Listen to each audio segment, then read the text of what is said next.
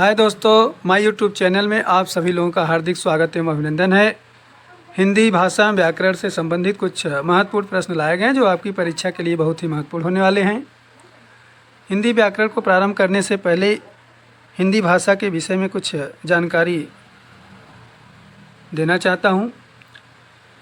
हिंदी भाषा की उत्पत्ति संस्कृत के भाष धातु से हुई है, जिसका शाब्दिक अर्थ है बोलना अथवा व्यक्त करना। कामता प्रसाद गुरु के द्वारा कहा गया कि भाषा वह साधन है जिसके द्वारा मनुष्य अपने विचारों को भली भांति प्रकट करके एक दूसरे के विचारों को समझता है।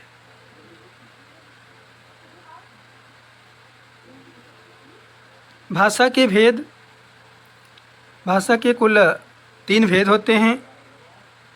पहला है मौखिक या वाचिक भाषा, दूसरा है लिखित एवं स्थायी भाषा और तीसरा है सांकेतिक भाषा। लेकिन कुछ विद्वानों ने भाषा के 2 ही मूल भेद माने हैं, एक लिखित और दूसरा है मौखिक।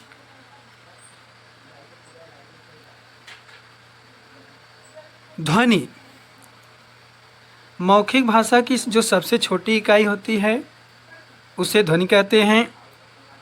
वर्ण, लिखित भाषा की जो सबसे छोटी इकाई होती है उसे वर्ण कहते हैं। लिपि, मौखिक ध्वनियों को लिखित रूप में व्यक्त करने के लिए हम जिन चिन्हों का प्रयोग करते हैं उन्हें लिपि कहते हैं। ध्वनि से वाक्य तक का जो क्रम होता है, ध्वनि से वर्ण का निर्माण होता है, वर्ण से शब्द का और शब्द से वाक्य का निर्माण होता है। पहला प्रश्न है, वर्णों के व्यवस्थित समूह को क्या कहते हैं? तो वर्णों के व्यवस्थित समूह को वर्णमाला कहते हैं, जो ऑप्शन आपका डी सही है। अगला प्रश्न है, न क्षरति इति अक्षर, जिसका विनाश नहीं होता है उसे अक्षर कहते हैं, जो ऑप्शन आपका सी सही है। अगला प्रश्न है, जो स्वतंत्र रूप से उच्चारित होते हैं, जो स्वतंत्र रूप से उच्चारित होते हैं उसे स्वर कहते हैं, जो ऑप्शन नंबर आपका सी सही है। अगला प्रश्न है, स्वरों की संख्या कितनी होती है?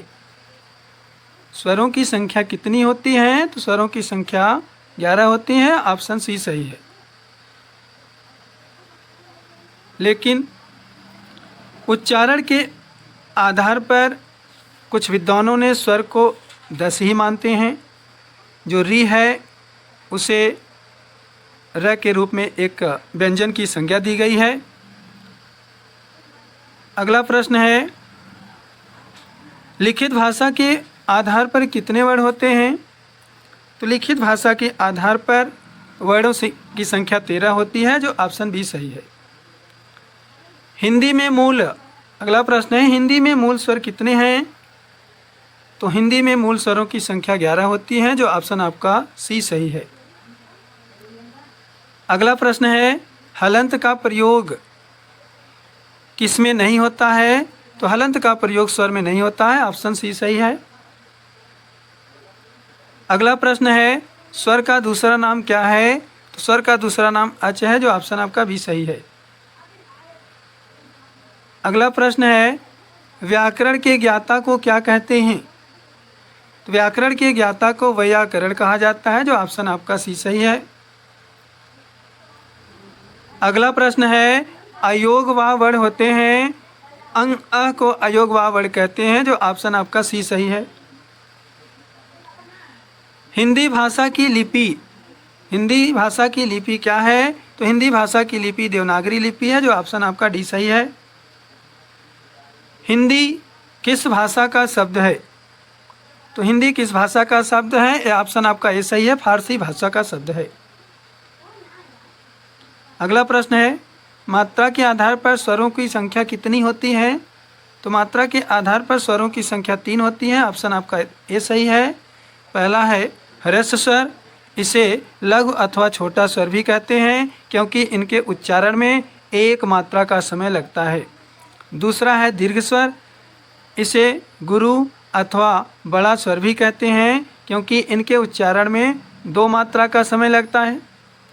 तीसरा है प्लुत स्वर। यह 3 मात्रिक स्वर होते हैं, जैसे ओम, कृष्णेव, हरेव इत्यादि। अगला प्रश्न है, जाति के आधार पर स्वर कितने होते हैं? तो जाति के आधार पर स्वरों की संख्या 2 होती है। ऑप्शन ए सही है। पहला है सजाती स्वर। सजाती स्वर जो अपने ही जाति से वर्ण मिल करके अन्य वर्ण का निर्माण करते हैं। दूसरा है विजाती स्वर। यह अपने अन्य जाति से मिल करके स्वर का निर्माण करते हैं, जैसे अ धन ई बराबर ए। अगला प्रश्न है, विजाती स्वर को क्या कहते हैं? तो विजाती स्वर को संयुक्त व्यंजन कहा जाता है, जो ऑप्शन आपका सी सही है। इनकी संख्या 4 होती है, ए, ऐ, ओ, औ। अगला प्रश्न है, जीव के आधार पर स्वर कितने होते हैं? तो जीव के आधार पर स्वरों की संख्या 3 होती है। ऑप्शन बी सही है। पहला है अग्र स्वर, दूसरा है मध्य स्वर, तीसरा है पश्च स्वर। अगला प्रश्न है, अग्र स्वर कौन है? अग्र स्वर कौन है? तो ऑप्शन आपका सी सही है। छोटी ई, बड़ी ई, ए, ऐ। अगला प्रश्न है, मध्य या उदासीन स्वर किसे कहते हैं? तो मध्य या उदासीन स्वर अ को कहते हैं, जो ऑप्शन आपका सी सही है। अगला प्रश्न है, पश्च स्वर किसे कहते हैं? पश्च स्वर कौन है? ऑप्शन आपका बी सही है। आ, उ, ओ, औ। अगला प्रश्न है, हिंदी में कुल वर्णों की संख्या कितनी होती है?